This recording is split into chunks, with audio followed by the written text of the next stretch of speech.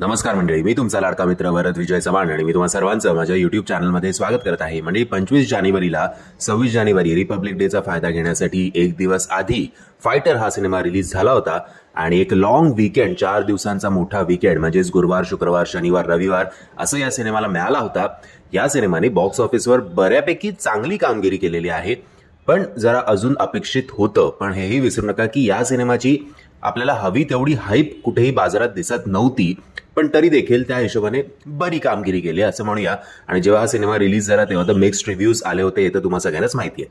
एकदा परत रिकॅप करूया आणि आजच्या या व्हिडिओमध्ये बघूया की पहिल्या 6 दिवसांत म्हणजे काल मंगळवारपर्यंत या सिनेमाने किती कोटींची कमाई केली होती।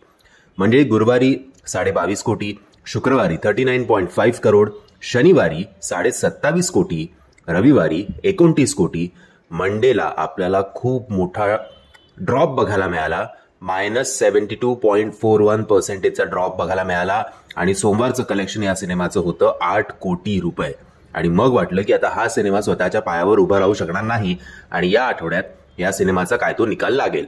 बट कालचे मंगळवारचे जे अर्ली एस्टिमेट आलेले आहेत त्यांनी असं वाटतंय की बाबा हा फायटर जो आहे हा क्रॅश होण्यापासून वाचला आहे, कारण काल सुद्धा सोमवारप्रमाणे साधारणपणे 8 कोटींच्या आसपासची कमाई करेल असं दिसतंय।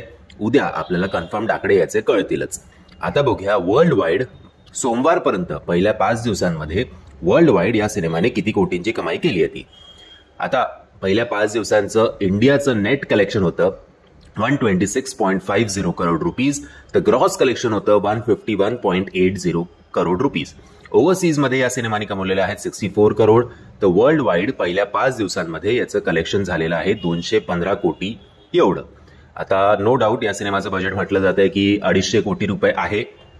या सिनेमाने टेबलवर सॅटेलाइट राईट्स असतील किंवा टेरिटरीचे जे काही राईट्स असतील त्याच्यात हा सिनेमा नो डाऊट प्रॉफिटमध्ये असेल। लॉस जो होणार आहे तो होणार आहे डिस्ट्रीब्युटर्स आणि एक्झिबिटर्सना। मंगळवारी या सिनेमाची कालची ओव्हरऑल ॲव्हरेज ऑक्युपन्सी या सिनेमाची किती होती ते एकदा बघून घेऊया। मंगळवारी या सिनेमाला ऑक्युपन्सी मिळाली होती जवळजवळ 13%, 12.77 टू बी एक्झॅक्ट।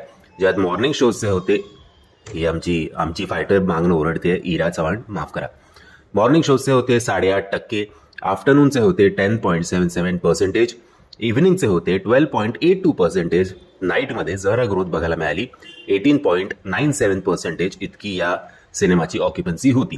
एक या सिनेमाला फायदा आहे की मला वाटत नाही की या शुक्रवारी कुठला मोठा हिंदी सिनेमा रिलीज होतोय।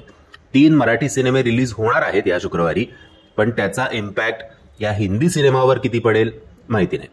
मंडळी, मी आशा करतो तुम्हाला हा व्हिडिओ आवडला असेल। जर तुम्हाला हा व्हिडिओ आवडला असेल तर प्लीज या व्हिडिओला लाईक, शेअर आणि चॅनलला सबस्क्राईब करायला विसरू नका। जय हिंद, जय महाराष्ट्र।